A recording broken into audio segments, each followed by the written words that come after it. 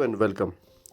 SSC की post notify होने के बाद जो प्रॉब्लम आ रही है पोस्ट की एलिजिबिलिटी को लेके, किस पोस्ट में हम क्वालिफाई करते हैं, किस पोस्ट में आप क्वालिफाई करते हो, ये आपको देखना है।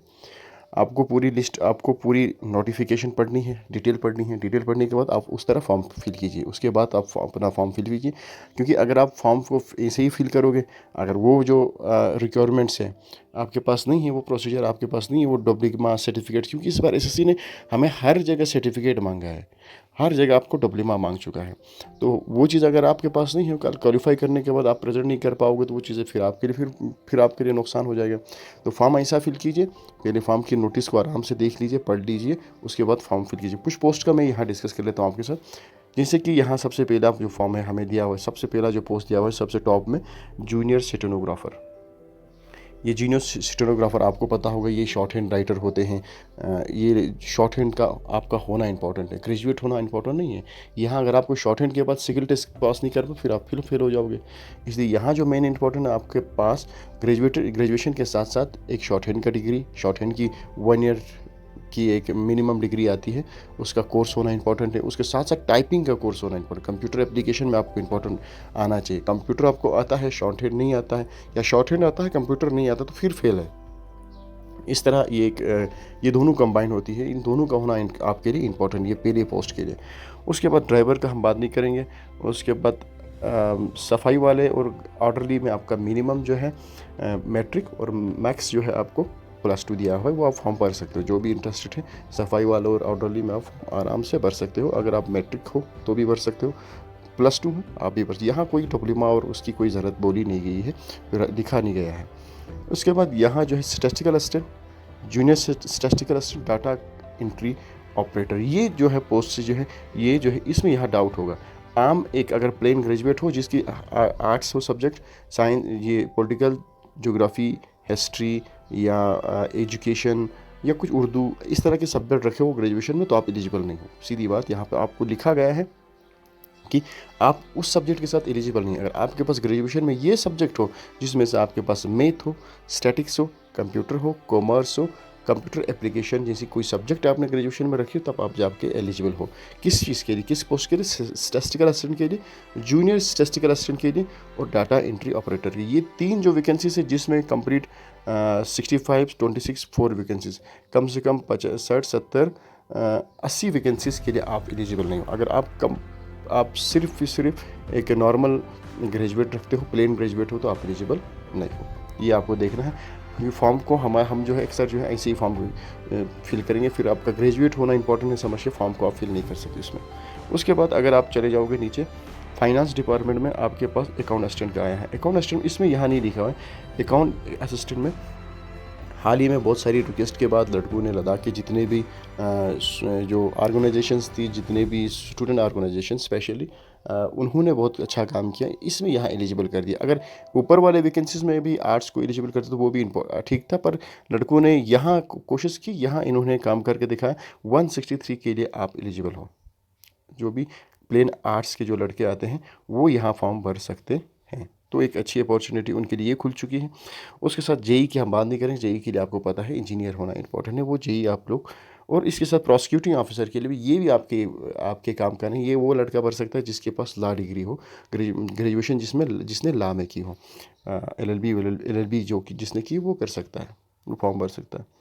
कंप्यूटर असिस्टेंट के लिए आपको पता है, यहाँ पे भी वहीं एक ग्रेजुएशन के साथ कंप्यूटर की कोई सर्टिफिकेट हो 6 मंथ या 1 ईयर की, तो वो आप भर सकते हो।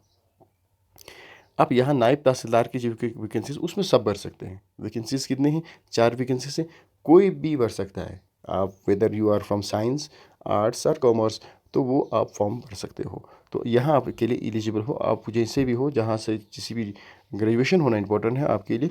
ये जो रेवेन्यू डिपार्टमेंट के वैकेंसीज में आप फॉर्म भर सकते हो। और सारा जो कन्फ्यूजन जो जहाँ लड़कों को दिख रहा है, इंडस्ट्रियल प्रमोशन ऑफिसर IPO जिसको कहते हैं, non technical graduate with economics में हो, स्टैटिक्स में हो, बिजनेस में हो, केमिस्ट्री, बायोटेक्नोलॉजी पढ़ा हो, माइक्रोबायोलॉजी हो, फार्मा हो, फार्मासिस्ट भी भर सकते हैं, इलेक्ट्रॉनिक, कंप्यूटर साइंस, अगर आपकी ग्रेजुएशन में ये हो।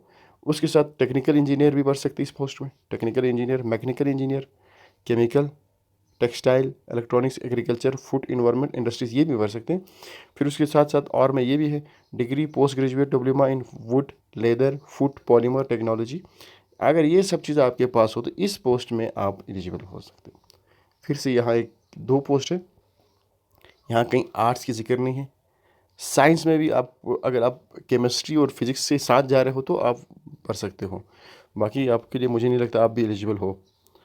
फिर उसके बाद ये इंजीनियरिंग क्या है, इंजीनियर होना इंपॉर्टेंट है, मैकेनिकल इंजीनियर वालों के लिए है, ब्लॉक इन्वेस्टिगेटर और असिस्टेंट एक्सटेंशन ऑफिसर, ये नॉन टेक्निकल ग्रेजुएट इसमें बढ़ सकते हैं।